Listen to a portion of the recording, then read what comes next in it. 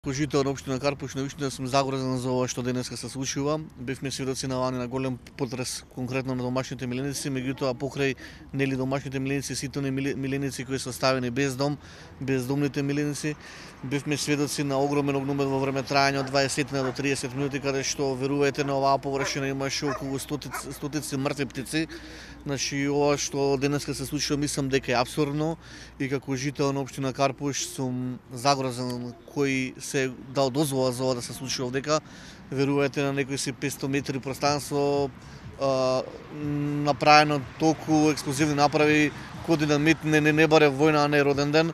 Сметам дека роден ден може на многу подруг начин и похуман да се прослави.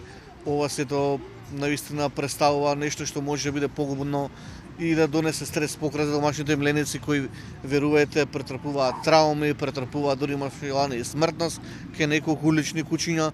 Така да затоа се собравме овде како загрозени жители на општина Карпуш да реагираме и да пробаме да го спречиме ова.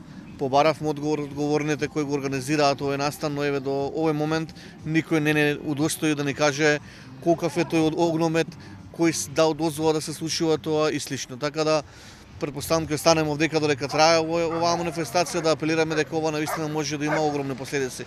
Како по здравјето на луѓето, да не говориме за тоа колку и тие честички во воздухот се загадени од овие пиротехнички средства, така и за милениците кои верувајте се оставени сами на себе да го претрпуваат ова.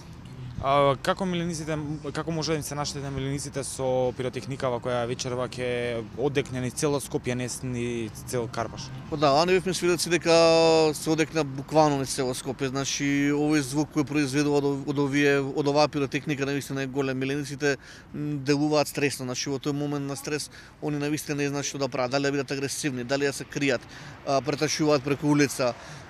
На само 2 минути од местото каде што е поставено огномедот има верувајте парк за куќиња, каде што ние секојдневно сме таму. Има најтрагично што има и детско игралиште кое во моментов цел ден е блокирано заради нечиј роден ден. Така да во однос на милениците и птиците може да кажам дека јас сум сигурен дека доколку ова не се прекине на време дека ќе има огромни последици. Оставени се сами на себе, нивната реакција никој не ја знае. Доколку се постари миленици може да претрпат и срцев удари да завршат фатално. Имаше ли лани такви случаи?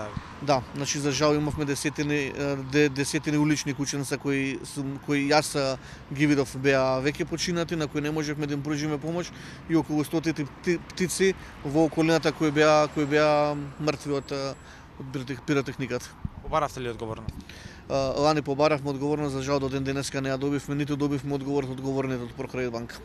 Дали мислите дека може да влијаете пред вечерва да повторно одекне цел овој огномет низ цело Скопје, затоа што има и неинформирани луѓе кои можеби не виделе на интернет, не виделе на телевизија, па вечерва ќе поминат со своите миленици, па и со своите деца, жени, трудници? Па да, јас апелирам, значи веќе оваа Весница Бајлево, од кога видовме, забележивме прв пат дека се поставува толкаво количество на експлозив на пиротехника, апелиравме и расширивме веста на социјалните мрежи. Благодарен сум на неколку друштва за заштита на животни кои сите тоа го објавија.